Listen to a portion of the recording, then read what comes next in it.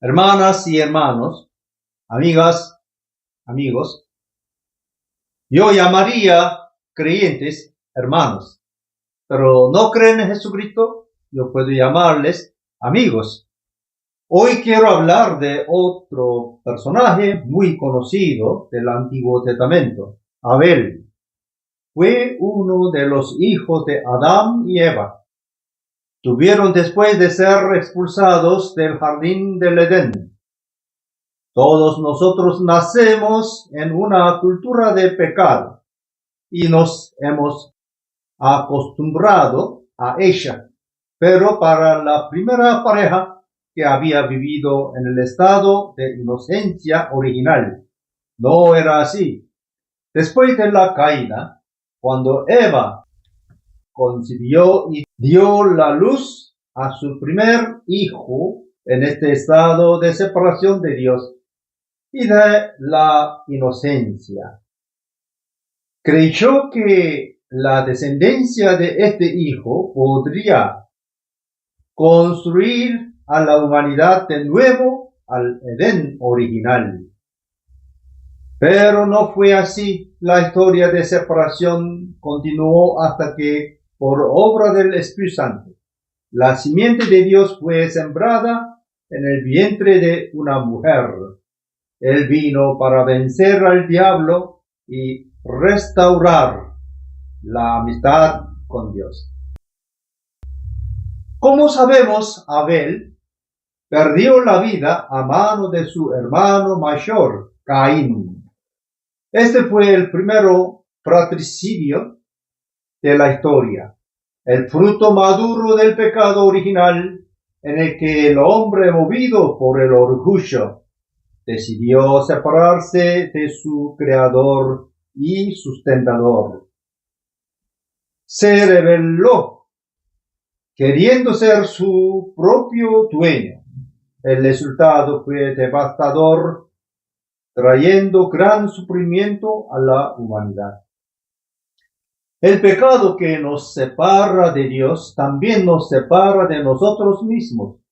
Convierte al hermano en enemigo y rival. Y como muestra la historia, hace posible los males más terribles. La Biblia dice claramente que sin Dios el ser inevitablemente vagará sin dirección ni sentido. Si queremos sanar las heridas de la enemistad, hacer de otro un hermano y compañero de camino y recuperar el sentido de la vida, debemos volver a Dios, ¿verdad? Volver a Dios con un corazón puro y humilde. Él es el Padre que nos ama con un amor puro y fiel. Y estando ellos en el campo, Caín se levantó contra su hermano Abel y lo mató. Génesis 4:8.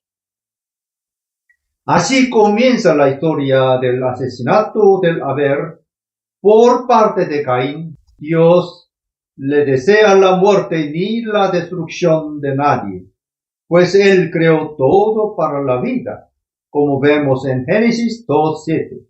Dios creó al hombre a su imagen y semejanza, y quiso darle una vida abundante. Por eso la experiencia de la muerte oscurece el sentido de la existencia humana y se opone directamente al plan de Dios. La muerte entró en la humanidad por la envidia del diablo. Génesis 3:4-5. Y por el pecado de los primeros seres humanos, y llegó de forma violenta a través del fratricidio. Lamentablemente este no fue un hecho aislado. Esta trágica y dolorosa realidad ha acompañado a la humanidad hasta el día de hoy. Incontables inocentes muertos por la violencia del fratricidio claman por justicia ante Dios y los hombres. En la raíz de toda violencia contra el prójimo está la lógica del maligno, que fue homicida desde el principio. Así destruimos el plan de amor de Dios para la humanidad. Jesús mismo dijo a sus compatriotas en Juan 8:44, vosotros sois de vuestro padre el diablo, y queréis hacer los deseos de vuestro padre. Él fue homicida desde el principio y no ha permanecido en la verdad, porque no hay verdad en él. Cuando habla mentira, habla de lo suyo, porque es mentiroso y padre de mentira. Por tanto, debemos desechar toda forma de odio. 1 Juan 3:11-12 dice, porque este es el mensaje de habéis oído desde el principio, que nos amemos unos a otros, no como Caín, que era del maligno y mató a su hermano. ¿Y por qué lo mató? Porque sus obras eran malas y las de su hermano justas. Este asesino ocurrido en los albores de la historia es una triste prueba de cuán rápido se propaga el mal. A la rebelión del hombre contra Dios en el Edén se suma ahora un conflicto mortal entre los hombres. Abel, que era pastor, ofreció a Dios los primogénitos de su rebaño como sacrificio, mientras que Caín, agricultor, ofreció el fruto de la tierra. Dios aceptó a Abel y su ofrenda, pero no aceptó a Caín ni su ofrenda. Esto enfureció a Caín. Dios le advirtió que su enojo proviene de los celos y que no debía dejar que nublara su juicio. Las palabras de Dios registradas por el escritor bíblico son una advertencia para todas las épocas. Si haces bien, no serás enaltecido, y si no haces bien, el pecado está a la puerta, con todo su deseo hacia ti, pero tú debes dominarlo. Génesis 4:7. Dios recordó a Caín que tenía la libertad de resistir al mal. El hombre no está destinado a hacer el mal, como Adán. Caín fue tentado por el poder feroz y bestial del pecado. Pero como ser libre podía haber resistido. Sin embargo, Adán desobedeció la advertencia de Dios sobre el peligro del mal, creyendo que podía decidir por sí mismo lo que era bueno y malo. Se dio a la tentación de la serpiente, seréis como Dios. Y Caín, de igual manera, quiso ser más grande que su hermano Abel.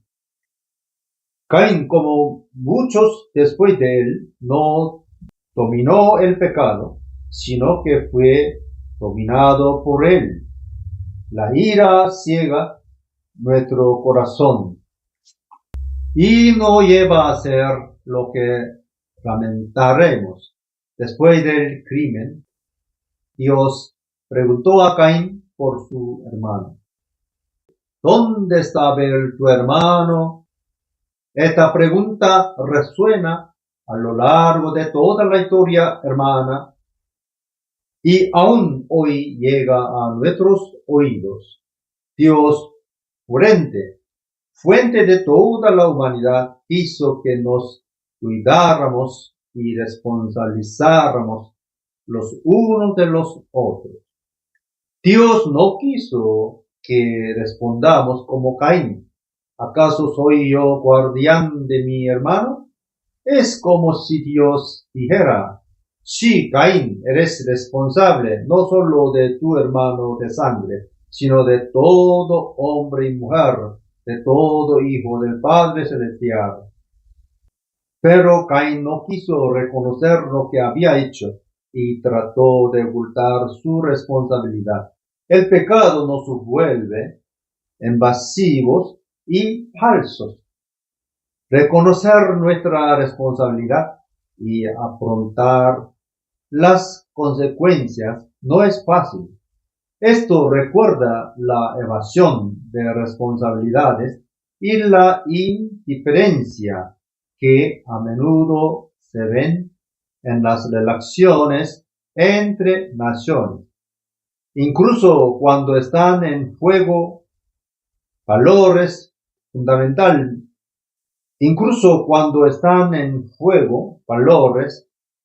fundamentales, como la vida, la libertad y la paz. Dios habló con firmeza. ¿Qué has hecho, Caín?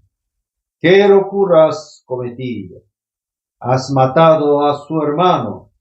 Ahora la voz de la sangre de su hermano clama a mí desde la tierra. Cuando labres la tierra, no te dará más tu fuerza. Errante y extranjero serás en la tierra. Estas palabras severas sacudieron el corazón de Caín, y él confesó: grande es mi castigo para ser soportado. Hoy me echas de la faz de la tierra, y de tu presencia me esconderé, y seré errante y extranjero en la tierra.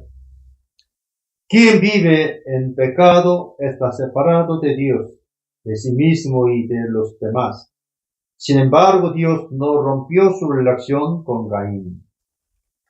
Por un lado, Dios no puede dejar el crimen impune, porque cada gota de sangre derramada en asesinato clama a Él por justicia, como dice Isaías 26:21. Porque aquí Jehová sale de su lugar para castigar al morador de la tierra por su maldad contra él. Y la tierra descubrirá la sangre derramada sobre ella, y no encubrirá ya más a sus muertos. Así Caín fue maldecido no solo por Dios, sino también por la tierra, que ya no le daría su fruto. La violencia del asesinato altera profundamente el mismo entorno desde vive el hombre. La tierra, que había sido un lugar de abundancia y de relaciones humanas, Génesis 2:15, se convirtió ahora en el lugar de pobreza, aislamiento y lejanía de Dios. Génesis 4:16. Como dije antes, Dios escucha el clamor de la sangre inocente, pero en su gran misericordia no se detiene en el castigo. En cambio, puso una misericordia señal sobre Caín para protegerlo de morir a manos de un vengador. Incluso el asesino no pierde su dignidad personal ante Dios, pues el mismo Dios se convierte en su protector. Aquí vemos el misterio paradójico de la justicia misericordiosa de Dios. Aunque Caín vivió al oriente del Edén, lejos de Dios, nunca olvidó el Edén y siempre anheló volver a la abundancia de Dios. Ambrosio, obispo del siglo IV, habló con hermosura sobre el pecado humano y la misericordia de Dios, dado que se había cometido el mayor de los pecados. el fratricidio. La ley de la misericordia de Dios debía aplicarse en el mismo momento en que entró el pecado. Dios expulsó a Caín de su presencia y lo hizo ser abandonado por sus padres, exiliándolo a una morada separada, porque había pasado de la mansedumbre humana a la crueldad bestial. Sin embargo, Dios no quiso castigar al asesino con otro asesino, porque Él no desea la muerte del pecador, sino que se convierta y viva. Abel y Cristo, queridos oyentes, Hebreos 11:4 dice: por la fe Abel ofreció a Dios más excelente sacrificio que Caín, por lo cual alcanzó testimonio de que era justo, dando Dios testimonio de sus ofrendas y muerte. Aún habla por ella. En Mateo 23:35, Jesús habla a los fariseos y reconoce a Abel como el primer mártir justo, para que venga sobre vosotros toda la sangre justa que se ha derramado sobre la tierra, desde la sangre de Abel el justo. La sangre de Abel y de todos los inocentes que han sido muertos desde entonces clama a Dios, como dice Apocalipsis 6:10. ¿Hasta cuándo, Señor santo y verdadero, no juzgas y vengas nuestra sangre en los que moran en la tierra? Pero Dios no responde con el tipo de venganza que nosotros esperaríamos. En su perfecta sabiduría obra para cambiar el corazón humano y despertar la conciencia para que se vuelva a hacer el bien. El camino fue la sangre de Cristo. Hebreos 12:24 dice: a Jesús el mediador del nuevo pacto, y la sangre rociada que habla mejor que la de Abel. La sangre de Cristo no es simplemente sangre que exige juicio. Es sangre que, al mismo tiempo que pide una justicia más profunda, ruega por misericordia. Es la sangre que intercede ante Dios por los hermanos. Esta sangre nos da confianza para entrar en el lugar santísimo y tener comunión con Dios. Hebreos 10:19. Nos muestra cuán valiosa es nuestra vida para Él. Como dice 1 Pedro 1:18-19. Fuisteis rescatados de vuestra vana manera de vivir, no con cosas corruptibles como oro o plata, sino con la sangre preciosa de Cristo, como de un cordero sin mancha y sin contaminación. Juan 3:16 nos recuerda: porque de tal manera amó Dios al mundo, que ha dado a su Hijo unigénito. La sangre de Cristo ya no es señal de muerte y separación, sino medio de comunión que da vida a todos. Amados, en esta sangre encontramos la fuerza para dedicarnos a la vida. Esta sangre es nuestra mayor esperanza y la absoluta certeza de que la vida triunfará. Pero esta victoria comienza con el arrepentimiento de todos nosotros. Jesús dice en Lucas 13: si no os arrepentís, todos pereceréis igualmente. Por eso miremos a Dios con fe y no con miedo, con confianza y no con queja. Recordemos, como dice Eclesiastés 5:8, que el Altísimo está sobre todo, y levantemos la mirada a la cosa más alta. Ahora es tiempo de trabajar, de resistir y de no rendirse. Todo lo bueno que hagamos nunca será olvidado ante Dios, sino que volverá multiplicado. Apocalipsis 21:4 promete: enjugará Dios toda lágrima de los ojos de ellos, y ya no habrá muerte, ni habrá más llanto, ni clamor, ni dolor. Vivir en el amor de Dios es felicidad, pero una felicidad aún mayor nos espera: la alegría que viviremos en el cielo, no en esta tierra. Algunos sienten suficiente vivir en paz en la tierra.